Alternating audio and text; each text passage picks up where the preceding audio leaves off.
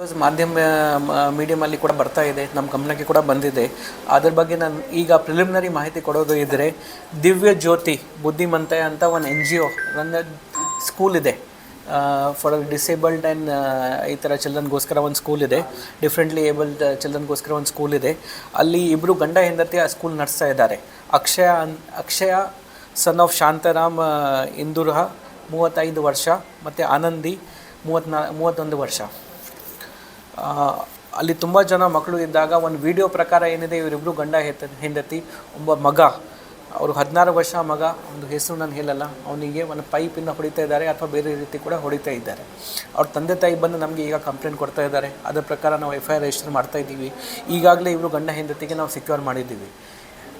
ಅದು ಇಲ್ಲದೆ ಆ ವಿಡಿಯೋ ಪ್ರಕಾರ ಇಬ್ಬರು ಕೂಡ ಅಲ್ಲಿ ಕೆಲಸ ಮಾಡ್ತಾಯಿದ್ರು, ಕೇರ್ ಟೇಕರ್ ಆಗಿ ಕೆಲಸ ಮಾಡ್ತಾಯಿದ್ರು ಅಥವಾ ಬೇರೆ ರೀತಿ ಕೆಲಸ ಮಾಡ್ತಾಯಿದ್ರು. ಅವ್ರದ್ದು ಏನು ಪಾತ್ರ ಇದೆ ಅದನ್ನು ಕೂಡ ನಾವು ಕನ್ಫರ್ಮ್ ಮಾಡ್ತಾಯಿದ್ದೀವಿ. ಇದು 3 ತಿಂಗಳು ಹಿಂದೆ ಆಗಿದ್ದು ಇನ್ಸಿಡೆಂಟ್, ನಿನ್ನೆ ಮೊನ್ನೆ ಇನ್ಸಿಡೆಂಟ್ ಆಗಿಲ್ಲ. 3 ತಿಂಗಳು ಹಿಂದೆದು ಒಂದು ವಿಡಿಯೋ ರೆಕಾರ್ಡ್ ಆಗಿದೆ. ಅಲ್ಲಿ ಕೆಲಸ ಮಾಡೋರು ಒಬ್ಬರು ಕೆಲಸಗಾರರು, ಇವರು ಗಂಡ ಹೆಂಡತಿ ಅವರಿಗೆ ಕೆಲಸದಿಂದ ವಜಾ ಹಾಕಿದ್ದಾರೆ. ಆ ವಜಾ ಆದ ನಂತರ ಬಹುಶಃ ಅವರಿಗೆ ಆಮೇಲೆ ಕಾನ್ಫಿಡೆನ್ಸ್ ಸಿಕ್ತು, ನನ್ನ ತಂದೆ ತಾಯಿಗೆ ಹೇಳ್ಬೋದು ಅಂತ ಇವತ್ತು ಅವರು ತಂದೆ ತಾಯಿ ಜೊತೆ ಆ ವಿಡಿಯೋ ಶೇರ್ ಮಾಡಿದ್ದಾರೆ.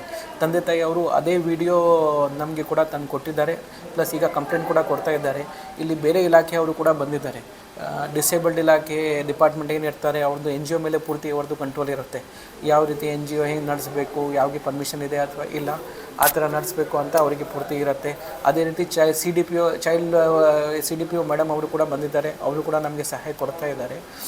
ಇದೇ ರೀತಿ ಕಾನೂನು ರೀತಿ ಏನು ಆ್ಯಕ್ಷನ್ ಆಗುತ್ತೆ ಆದಷ್ಟು ಬೇಗ ಆ್ಯಕ್ಷನ್ ತಗೊಂಡು ಆರೋಪಿ ಯಾರು ಏನು ತಪ್ಪು ಮಾಡಿದ್ದಾರೆ ಅವರಿಗೆ ಬೇಗ ನಾವು ಸೆಕ್ಯೂರ್ ಮಾಡ್ತೀವಿ, ಮುಂದೆ ಆ್ಯಕ್ಷನ್ ತಗೋತೇವೆ. ನಮ್ಮ ಜೊತೆಗೆ ಇದ್ದಾರೆ, ನಾವೇನು ವೆರಿಫೈ ಮಾಡ್ತೀವಿ.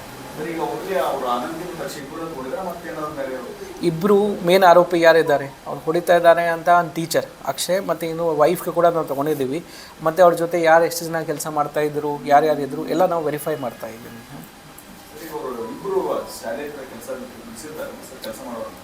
ಒಬ್ಬಳು ಲೇಡಿ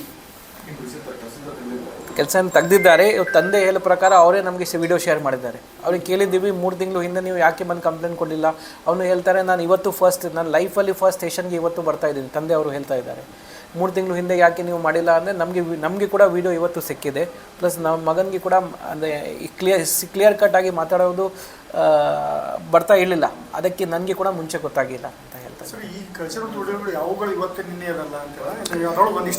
ಪ್ರಿಲಿಮಿನರಿ ಇನ್ಫಾರ್ಮೇಷನ್ ಎಲ್ಲ ನಾನು ನಿಮ್ಗೆ ಏನು ಹೇಳ್ತಾ ಇದ್ದೀನಿ, ನನಗೆ ಈಗ ಲಾಸ್ಟ್ ಹಾಫ್ ಆನ್ ಅವರಲ್ಲಿ ಏನೇನು ಮಾಹಿತಿ ಬಂದಿದೆ ಎಲ್ಲ ವೆರಿಫೈ ಮಾಡಬೇಕು. 100% ಆ್ಯಸ್ ಪೊಲೀಸ್ ಆಫೀಸರ್ ನಾನು ನೋಡ್ತಾ ಇದ್ದೀನಿ, ದಿನಕ್ಕೆ ನಾನು ಬೇರೆ ಕ್ರೈಮ್ ನೋಡ್ತಾ ಇದ್ದೀನಿ. ಬಟ್ ಇಂಥ ಅವರು ಕ್ರೈಮ್ ಆಗಬಾರದು, ನಮ್ಮ ಸೊಸೈಟಿಯಲ್ಲಿ ಕ್ರೈಮ್ ಆಗಬಾರದು.